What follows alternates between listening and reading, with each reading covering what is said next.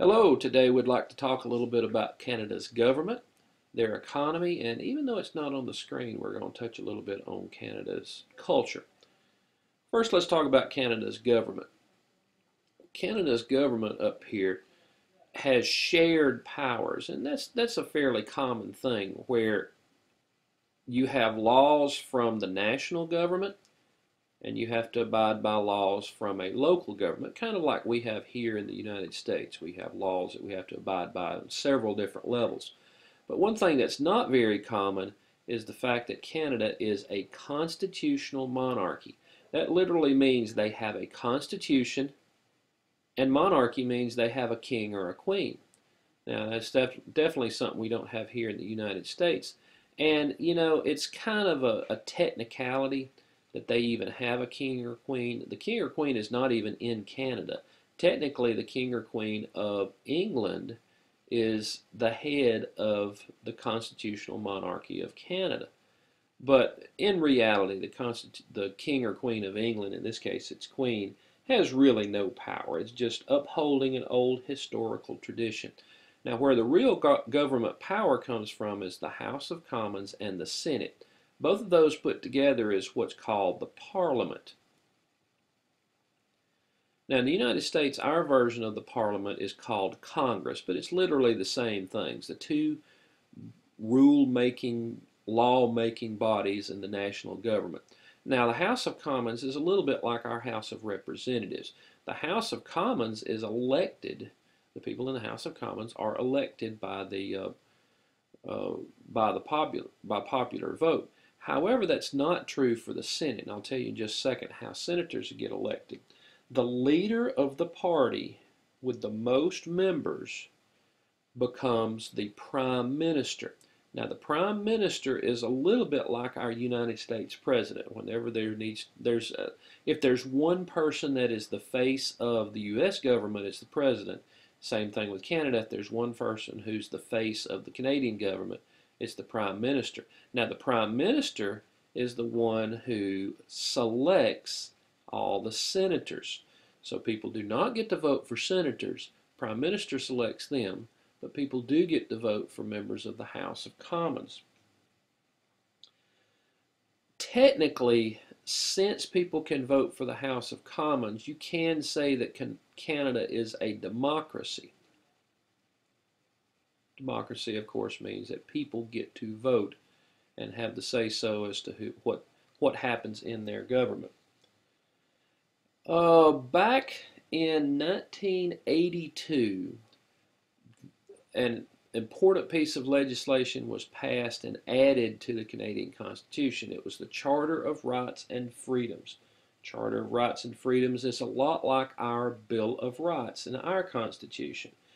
The Charter of Rights and Freedoms gave equal rights to citizens, freedom of speech, freedom of religion, and other freedoms just such as we have in the United States under the Bill of Rights.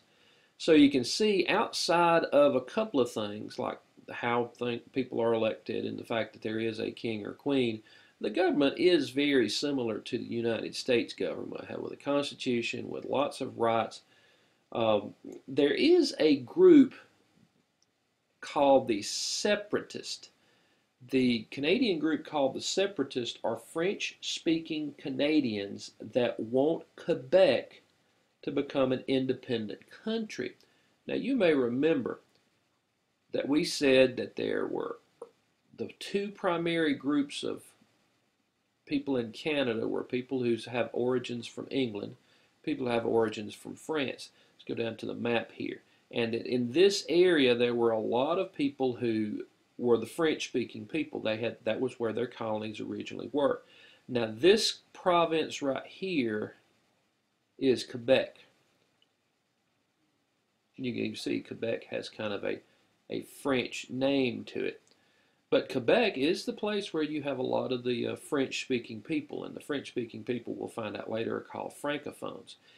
And many people there want Quebec to become its own nation because the culture is more French and the language is more French and so on.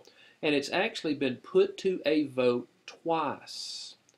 Two times it's been put to a vote to allow see if Quebec will be its own nation. Both times it failed. Uh, do you think the rest of Canada, the government of Canada, wants Quebec to stay?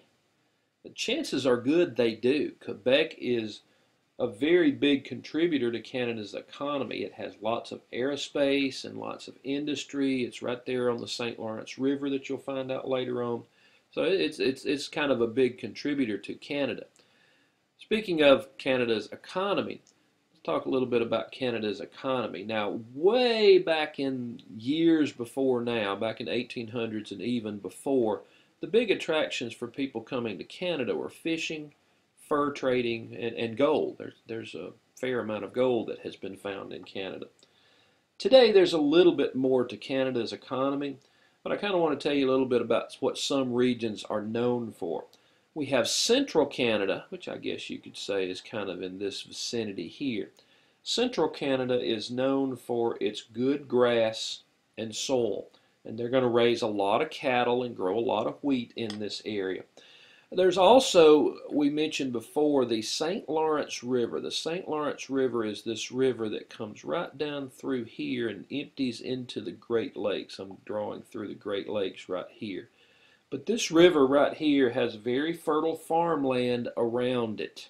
And as a result, it's going to get a lot of good fruit and vegetables coming from the St. Lawrence River. And you know there's a lot of trade that goes out through the St. Lawrence River. Going up to this province is called Newfoundland. Looks like it's pronounced Newfoundland. I don't know if I'll have enough room to write this here or not. Newfoundland, and the D and the L are connected there. A lot of super fishing goes on off the coast of Newfoundland right here. So that's quite an industry, you might say, there. But probably the biggest industry in all of Canada is the timber industry. The timber industry, I mean, there's just so many trees in Canada. The population is not that big, and it's just a huge timber industry in all of Canada. Now, once you get into the Canadian Shield, the Canadian Shield is this area right around the Hudson Bay here. This is the Hudson Bay. Hudson Bay. This whole area is known for its gold and other rare metals. So a lot of people ended up coming up in this vicinity way back in the day just to find gold. It also has metals like nickel and zinc, and there's a lot of mining, pardon me, a lot of mining that happens to go on up there. Now, we mentioned a lot of Canadian goods. 80% of Canadian goods are exported. So there's a lot of trade that goes on between Canada and other nations. The country which has, well, it's not a very good percent sign there, sorry about that. But the country that gets most of the exports happens to be the United States. And there's a lot of trade that comes into Canada. Same thing, the United States provides most of the imports and is a source of most of the exports. Imports are goods coming in, exports are goods going out. So their biggest trading partner is the United States. And in fact, there is a free trade agreement where there's no taxes on these trades between Canada and the United States called NAFTA. And so Mexico is also part of that agreement. Well, anyway, since World War II, Canada has shifted from a more farm-like economy to a more industrial economy. Now, Canada's geography both helps and hurts their trade. Transportation corridors, that's paths that makes transportation easier, are the St. Lawrence River here. I mean, it makes it easy to ship goods if you have an industry anywhere near the Great Lakes or the St. Lawrence River. And there's a transcontinental railroad, and I'm not sure if it's actually right across here or not, but there's probably going to be in southern Canada. There's a transcontinental railroad which goes from one side to the other. So if you have industry anywhere near the railroad, then you can get your goods out to be shipped.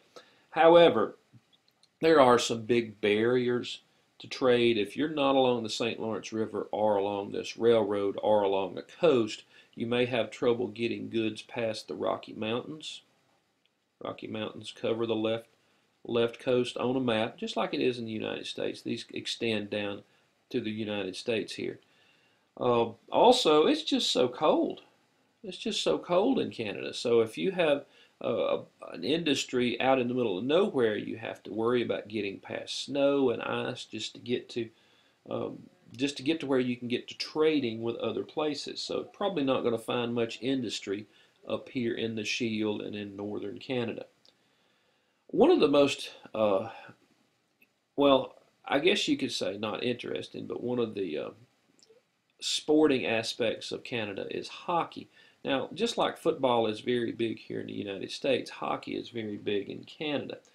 Most Canadians are, in fact, bilingual, which means they speak two languages or more, and it's English and French. French-speaking people are, in fact, called francophones. Canadians read many of the same magazines and listen to the same music as people in the United States. Christianity is the most prominent religion, just like it is in the United States. And just like in the United States, other religions are practiced as well and are not persecuted because of their religious beliefs. The Canadian flag has a red maple leaf on it, and it's relatively new. It was added in 1965. But the last thing I want to talk about that is a standard in our content is the Great Lakes and acid rain. Now you may remember that the Great Lakes are roughly here. They border the United States and Canada. Now there's a lot of industry around these Great Lakes, probably more so in the United States down here than there is in Canada. Now there happens also to be a lot of measured acid rain that falls around these Great Lakes. And there's a lot measured in Canada, in eastern Canada, and in Ontario. Many Canadians get upset with United States industries because they blame these industries for the acid rain.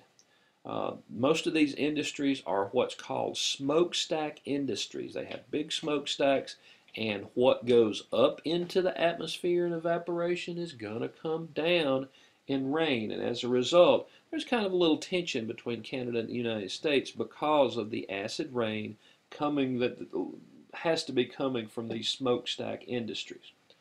Well, I hope you learned a little bit more about Canada. Have a good one.